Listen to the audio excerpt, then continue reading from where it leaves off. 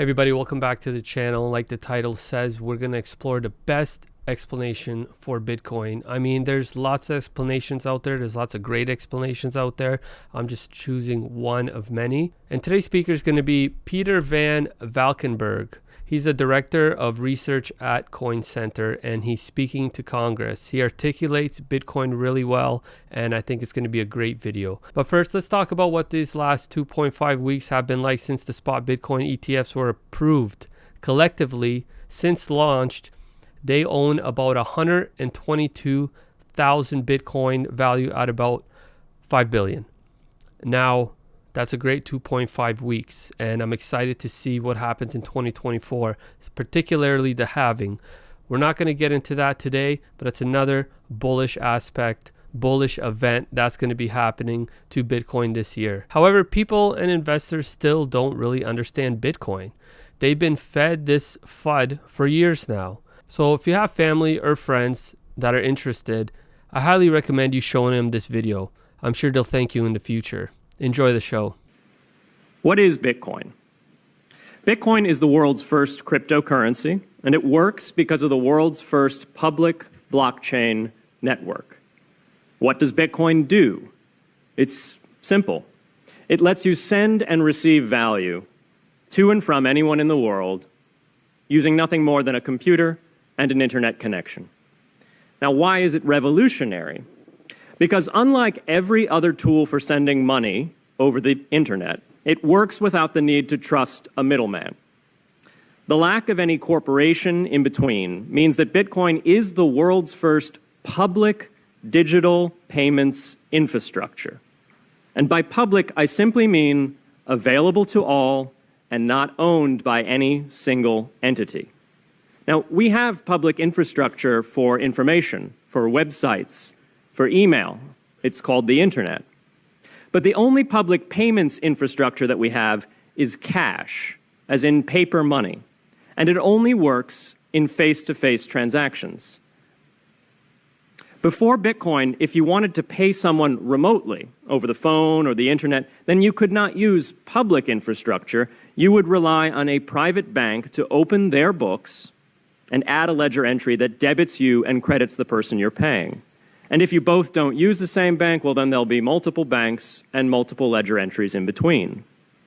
With Bitcoin, the ledger is the public blockchain, and anyone can add an entry to that ledger, transferring their Bitcoins to someone else. And anyone, regardless of their nationality, race, religion, gender, sex, or creditworthiness, can for absolutely no cost create a Bitcoin address in order to receive payments digitally. Bitcoin is the world's first globally accessible public money. Is it perfect?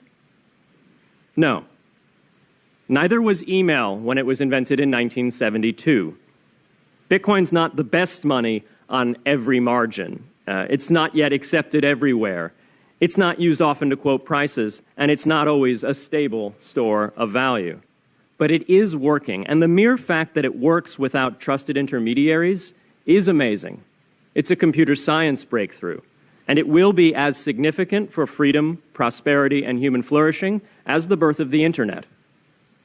And Bitcoin is just the beginning. If we can replace private payments infrastructure, then we can replace other private choke points to human interaction as well. Now, why should we want to build more public infrastructure? Why should we embrace blockchains over corporate intermediaries? Why should we tolerate their inefficiencies and work to make them better? Why should we want the pioneers of this technology here in the United States and not fleeing overseas? A simple reason. Because the corporate intermediaries providing today's critical but privately owned infrastructure are becoming fewer, larger, and more powerful, and their failures are increasingly grave. So roughly half of all Americans, 143 million people, had their Social Security numbers exposed to hackers because of a breach at Equifax. The SWIFT network has relayed hundreds of millions of dollars in fraudulent transactions because of hacked member banks in Bangladesh, Vietnam, Ecuador, and Russia.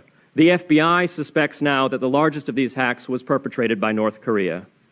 Corrupt, low-level employees at an Indian bank, Punjab National, were able to fraudulently certify SWIFT messages, stealing $1.8 billion.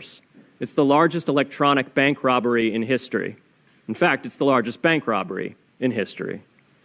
In October 2016, an estimated 1.2 million internet-connected devices were hacked and turned into a botnet that for several hours made prominent websites unavailable across Europe and North America, including CNN and Fox News, the New York Times, and the Wall Street Journal.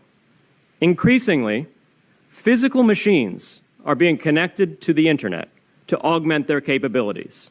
They're wired through servers that are owned and maintained by private and trusted intermediaries, the so-called Internet of Things.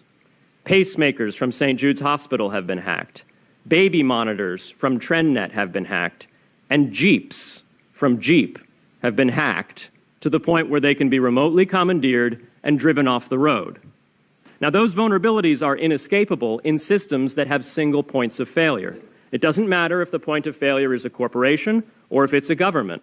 There shouldn't be a single point of failure. Similar choke points existed before the internet.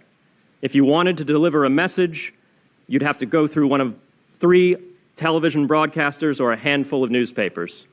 Private corporations are essential, but no critical infrastructure should rely on 1 or 2. The internet removed single points of failure in communications infrastructure and ushered in a wave of competition among new media corporations building on top of its public rails.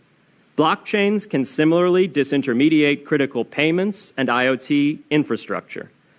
The technology is not yet ready to answer all of those questions today, but it is our best hope. And as with the internet in the 1990s, we need a light-touch, pro-innovation policy to ensure that these innovations flourish in America for the benefit and security of all Americans.